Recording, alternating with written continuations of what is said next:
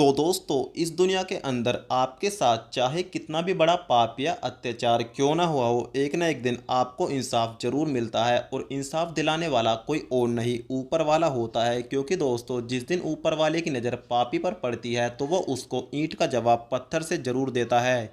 बशर्ते हमको सही वक्त आने का इंतजार जरूर करना पड़ता है। क्योंकि दोस्तों, ऊपर वाले के यहाँ देर है अंधेर नहीं। तो आज की कहानी में आपको कुछ ऐसा ही सीखने को मिलने वाला है। तो वीडियो को शुरू करने से पहले मैं आप सभी दोस्तों से एक छोटी सी रिक्वेस्ट करता हूँ, प्लीज़ वीडियो को अंत तक देखिए। क्योंकि दोस्तों, इन फ्यूचर आपके साथ भी ऐसी घटना कभी ना कभी जरूर हो सकती है।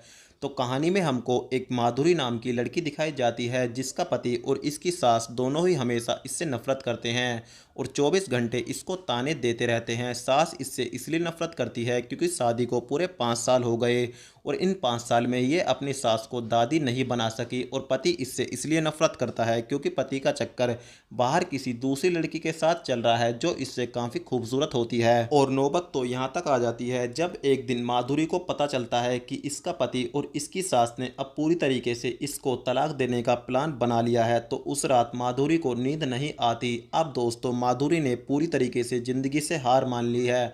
अब इसके पास आत्महत्या करने के अलावा कोई दूसरा ऑप्शन नहीं बचता। तो ये उसी रात एक कुएं के पास आती है और कुएं में कूदने की हिम्मत जुटाती है। लेकिन दोस्तों, किस्मत को तो कुछ और ही मंजूर था।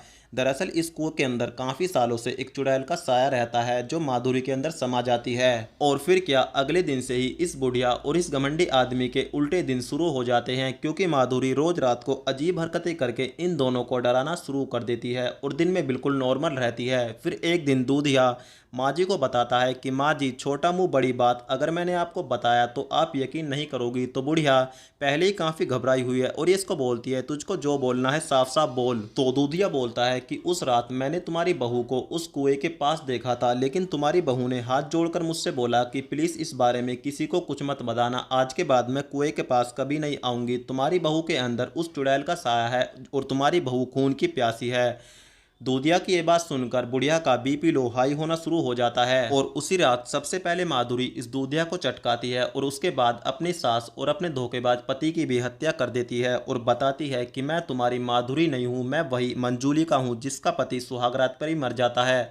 और मैंने भी मरने से पहले कसम खाई थी कि इस गांव के अंदर किसी भी औरत को सुहागन नहीं रहने दूंगी, क्योंकि तुम सब मर्द एक जैसे होते हो। अब दोस्तों, सुबह होती है तो माधुरी बाहर बैठकर रोने लगती है। तो गांव का एक हैंडसम लड़का जो पहले से ही माधुरी को पसंद करता है, वो इससे पूछता है कि तुम क्यों रो रही हो। तो ये बताती है कि रात मैंने अपनी सास और अपने पति की हत्या कर दी। तो ये बताता है कि मुझको पता है तुमने उन दोनों को नहीं मारा है, उस चुड़ैल ने ही उन दोनों को मारा है, पर तुम इस बारे में किसी से कुछ मत कहना। और दोस्तों, इसी के साथ वेब सीरीज़ जो होती है वो यहीं पर समाप्त हो जाती है।